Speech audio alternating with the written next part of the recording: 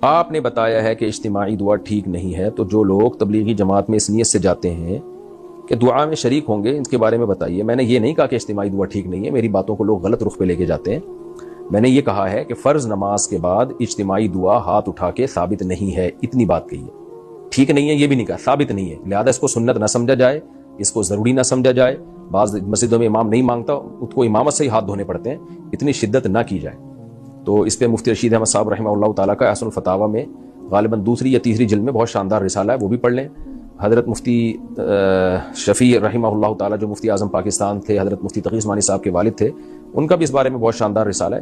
تو حقیقت یہی ہے کہ نہ ہی کہ حدیث میں اس اجتماعی دعا کا ہمیں تذکرہ ملتا ہے، اور نہ ہی فقہ کی کتابوں میں۔ فقہ کی کتابوں میں بھی اس لیے نہیں ہے کہ حدیث میں نہیں ہے، قرآن و سنت میں نہیں ہے، تو اس لیے اس کا ہمیں نہیں ملتا۔ باقی یہ اتنا بڑا مسئلہ نہیں ہے کہ اس کی وجہ سے مسجدوں میں پھڈے پیدا کریں۔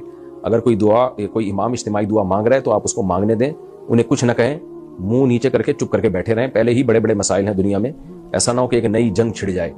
تو جس کی تحقیق ہے کہ ثابت ہے تو اس کو مانگنے دیں، جس کی تحقیق ہے ثابت نہیں ہے وہ نہ مانگے۔ اور اتنے سارے اختلافی مسائل ہیں، چل ہی رہے ہیں نا، تو یہ بھی ایک چل جائے گا، اس میں پھڈے بازی نہ کریں۔ تو باقی تبلیغ میں جو اجتماعی دعا ہوتی ہے وہ الگ چیز ہوتی ہے، وہ اس کا فرض نماز کے بعد اجتماعی دعا سے کوئی تعلق نہیں ہے۔ وہ تو جماعتوں کو رخصت کیا جاتا ہے تو اس سے پہلے دعا مانگی جاتی ہے برکت کے لیے، تو اس کو بھی سنت نہیں سمجھا جاتا، بلکہ وہ ویسی برکت کے لیے ایک دعا مانگی جاتی ہے۔